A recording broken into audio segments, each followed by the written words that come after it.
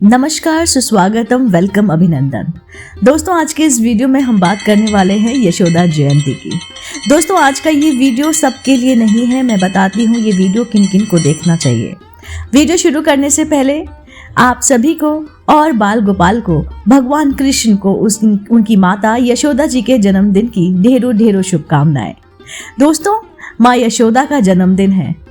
अगर आप माँ यशोदा की सेवा करते हैं, माँ यशोदा को खुश करते हैं, माँ यशोदा को श्रद्धा से पूजते हैं, तो नंद लाला क्यों नहीं आपकी मन्नतें मानेंगे, क्यों नहीं आपकी मुरादें पूरी करेंगे। दोस्तों, आप किसी इंसान की माँ को पूज रहे हैं तो क्यों नहीं उनका बेटा, उनका बालक आपको हर दुखों से दूर रखेगा। इसी के साथ आज का वीडियो शुरू करते हैं। पौराणिक ग्रंथों में यशोदा को नंद की पत्नी कहा गया है। भागवत पुराण में ये कहा गया है कि देवकी के पुत्र भगवान श्री कृष्ण का जन्म देवकी के गर्भ से मथुरा के राजा कंस के कारागार में हुआ था। कंस से रक्षा करने के लिए जब वासुदेव जन्म के बाद आधी रात में ही उन्हें यशोदा के घर गोकुल में छोड़ आए तो उनका पालन पोषण यशोदा जी ने ही किया। भारत के प्राचीन धर्म ग्रंथों में बालक कृष्ण की लीलाओं के अनेक वर्णन मिलते हैं, जिसमें यशोदा को ब्रह्मांड के दर्शन, माखन चोरी और उनके आरोप में ओखल से बांध देने की घटनाओं का सूरदास जी ने संजीव वर्णन किया है। यशोदा ने बलराम के पालन पोषण की भी महत्वपूर्ण भूमिका निभाई है, जो रोहिणी के पुत्र और सुभद्रा के भाई थे। उनकी एक पुत्री का भी वर्णन मिलता है, जिनका नाम एकांगा था। वसुश्रेष्ठ द्रोण और उनकी पत्नी धरा ने ब्रह्मा जी से ये प्रार्थना की, देव, जब हम पृथ्वी पर जन्म ले तो भगवान श्री कृष्ण में हमारी अविचल भक्ति हो। ब्रह्मा जी ने तथास्तु कहकर उन्हें वर दिया। इसी वर के प्रभाव से ब्रजमंडल में मुसुक यानी कि सुखमुख नामक गोप की पत्नी पाटला के गर्भ में धरा का जन्म यशोदा के रूप में हुआ और उनका विवाह नंद से हुआ। नंद पूर्व जन्म में द्रोण नामक वसु थे। भगवान श्री कृष्ण इन्हीं नंद यशोदा के पुत्र बने। चलिए अब आपको सुनाते हैं पुत्र जन्म की कथा। जी हाँ दोस्तों, श्री यशोदा जी चुपचाप शांत होकर सोई थी। रोहिणी जी की आंखें बंद थी। जब वासुदेव ने यशोदा की पुत्री को उठाकर कान्हा को यशोदा के पास सुलाया तो अचानक सूती का ग्रह अभिवन और अभिनव प्रकाश से भर गया। सर्वप्रथम रोहिणी माता की आंख खुली। वे जाग गईं कि यशोदा ने जन्म दिया है। रोहिणी जी दासियों से बोल उठी, अरे तुम सब क्या देखती रहती हो, कोई दौड़कर नंद को सूचना दो। फिर क्या था, दूसरे ही क्षण सूती कागार आनंद और खुशियों के कोलाहल में डूब गया।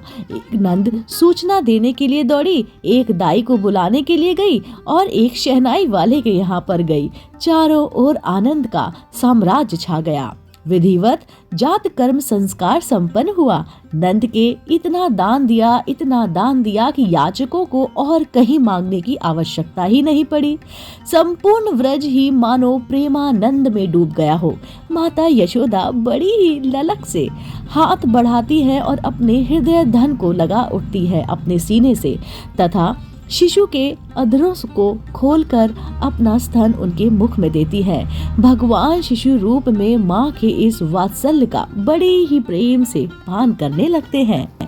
कंस के द्वारा भेजी हुई पूतना अपने स्तनों में कालकूट विष लगाकर गोपी वेश में यशोदा नंद श्री कृष्ण को मारने के लिए आई। उसने अपना स्तन श्री कृष्ण के मुंह में तो दे दिया, श्री कृष्ण दूध के साथ उनके प्राणों को भी पी गए।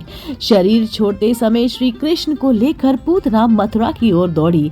उस समय यशोदा के प्राण भी श्री कृष्ण के साथ साथ चले गए। उनके जीवन में चेतना का संसार तब हुआ जब गोप सुंदरियों ने श्री कृष्ण को लाकर उनकी गोद में डाल दिया। अब बात करते हैं शकाटासुर की अंत की। दोस्तों, यशोदा नंद श्री कृष्ण क्रमश बढ़ने लगे। मैया का आनंद भी उन्हीं क्रम से बढ़ने लगा। जननी का प्यार पाकर श्री कृष्ण चंद्र 81 दिनों के हो गए। मैया आज अपने सोहलने यानी कि सलोने श्री कृष्ण को नीचे पालने में सुला आई थी। कंस प्रेरित उत्तचक नाम का दैत्य आया और सकट में प्रविष्ट हो गया। वह शकट को गिराकर श्री कृष्ण को पीस डालना चाहता था। इसके पूर्व ही श्री कृष्ण ने शटक को उलट दिया और शक्टासुर का अंत हो गया। अब बात करते हैं कृष्ण का मथुरा जाना।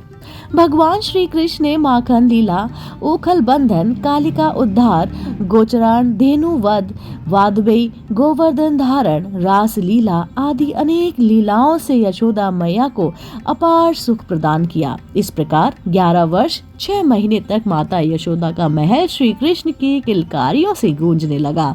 आखिर श्री कृष्ण को मथुरा पुरी ले जाने के लिए अक्रूर आ ही गए। अक्रूर ने आकर यशोदा के हृदय पर मानो अत्यंत क्रूर व्रज का प्रहार किया हो। पूरी रात श्री नंद जी श्री यशोदा को समझाते रहे, पर किसी भी कीमत पर वे अपने प्राण प्रिय पुत्र को कंस की रंगशाला में भेजने के लिए तैयार ही नहीं हुई। आखिर योग माया ने अपनी माया का प्रभाव फैलाया। यशोदा जी ने फिर भी अनुमति नहीं दी। केवल विरोध छोड़कर वे अपने आंसुओं से पृथ्वी को भिगोने लगी। श्री कृष्ण चले गए और यशोदा मूर्छित सी हो गई। उनका हृदय तो बस शीतल हुआ जब वे कुरुक्षेत्र में श्री कृष्ण से मिली। राम श्याम को पुनः अपनी गोद में बिठाकर माता यशोदा ने नवजीवन पाया। अपनी लीला समेटते से पहले ही भगवान ने माता यशोदा को गोलोक भेज दिया। जय कन्हैया लाल की, हाथी घोड़ा पाल की। दोस्तों, आप सभी को माँ यशोदा के जन्मदिन की ढेरों ढेरों शुभकामनाएं। उम्मीद करती हूँ आज का वीडियो आपको बेहद पसंद आया होगा। ऐसे ही धार्मिक पौराणिक कहानी, कथाएं, पूजा, व्रत विधि जानने, सुनने, देखने के लिए जुड़े रहिए आप अपने पसंदीदा YouTube चैनल से। मैं फिर से उपस्थित होती हूँ, तब तक के लिए नमस्कार।